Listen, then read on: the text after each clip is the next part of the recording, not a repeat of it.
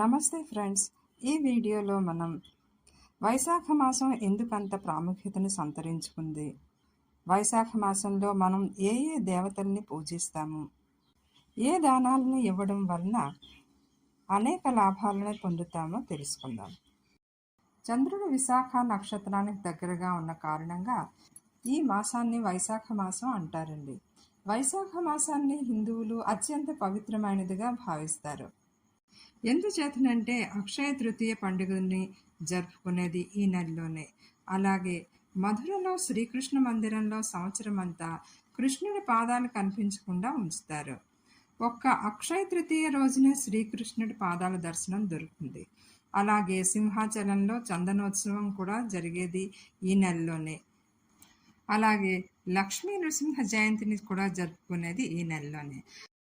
వైశాఖ పౌర్ణమి నాడు బుద్ధ జయంతి జరిగింది.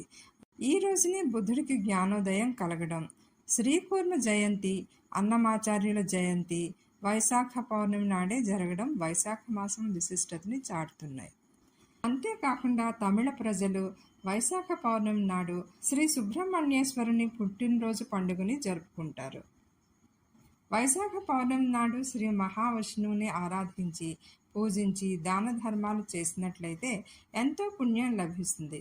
వైశాఖ పౌర్ణమి నాడు శ్రీ సత్యనారాయణ వ్రతం చేయడం, అన్నమాచార్యుని జయంతి, బుద్ధుని జయంతి, కూర్మావతారంలో ఉన్న మహావిష్ణువుని పూజిస్తాం.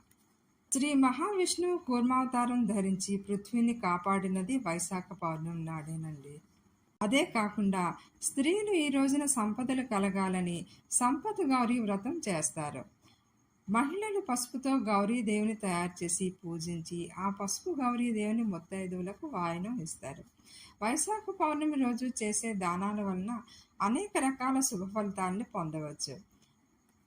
ఆకలి గొన్నవారికి అన్నదానం, వస్త్రదానం, గొడుగు, చెప్పులు, నీటి కుండ దానం చేయడం వలన ఎంతో పుణ్యం లభిస్తుందని మన పురాణాలు చెప్తున్నాయి. వైశాఖ పౌర్ణమి నాడు ఎవరైతే ఉదయాన్నే లేచి తలస్నానం చేసి ఉపవాసం ఉండి శ్రీ సత్యనారాయణ వ్రతం చేస్తారో వారి గత జన్మ పాపాలు పోతాయని పురాణాలు చెబుతున్నాయి. ఈరోజు చేసిన దానం జన్మ జన్మాంతరాల్లోని పాపాలని కడిగేస్తుందట.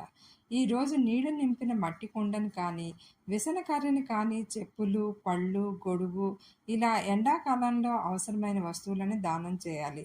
ఎవరైతే ఉపవాస దీక్ష చేస్తారో వారు ఉదయం నుండి ఉపవాసం ఉండి సాయంత్రం తులసమ్మ దగ్గర దీపారాధన చేసి లక్ష్మీనారాయణని పూజించిన తర్వాత చంద్రదర్శనం చేస్తారు. చంద్రుడిని ఈ రోజున జల్లెడలో చూస్తారండి. చంద్రకిరణాలు ఆవు పాలలో చూసిన తర్వాత పాలని ఇంట్లో అందరూ ప్రసాదంగా స్వీకరిస్తారు. ఇలా చేయడం వల్ల మానసిక అశాంతి తొలగుతుంది. వైశాఖ పౌర్ణమి నాడు తులసిని, రావి చెట్టుని పూజించాలండి. ఈ రోజు చేసిన పూజల శుభ ఫలితాలని సంవత్సరం అంతా అనుభవిస్తారట. లక్ష్మీనారాయణులని ఈరోజు తులసి దళాలతో పూజిస్తే సంవత్సరం అంతా ఏదో ఒక మార్గంలో ధనం ప్రవాహంలా వస్తూ ఉంటుంది. ఈరోజు చేసే ప్రతి దానానికి ఒక్కో ప్రత్యేకమైన ఫలితం ఉంటుందట. విసనకర్రని, మంచినీళ్ల కుండని దానం ఇస్తే అన్ని పుణ్యక్షేత్రాలు, తీర్థాలు తిరిగినంత పుణ్యం లభిస్తుంది. అలాగే మజ్జిగ, పెరుగు దానం ఇస్తే ధనలాభం కలుగుతుంది. చెప్పులు, గొడుగు దానం ఇస్తే విష్ణులోక ప్రాప్తి కలుగుతుందట. మామిడి పళ్ళ దానం ఇస్తే కనుక పితృదోషాల నుంచి విముక్తి కలుగుతుందట. ఇంతటి విశిష్టతని కలిగినటువంటి వైశాఖ మాసంలో లక్ష్మీనారాయణను పూజించి మనం కూడా పుణ్యఫలాల్ని పొందుదాం.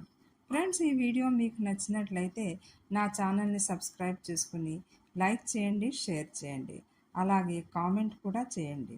Thank you.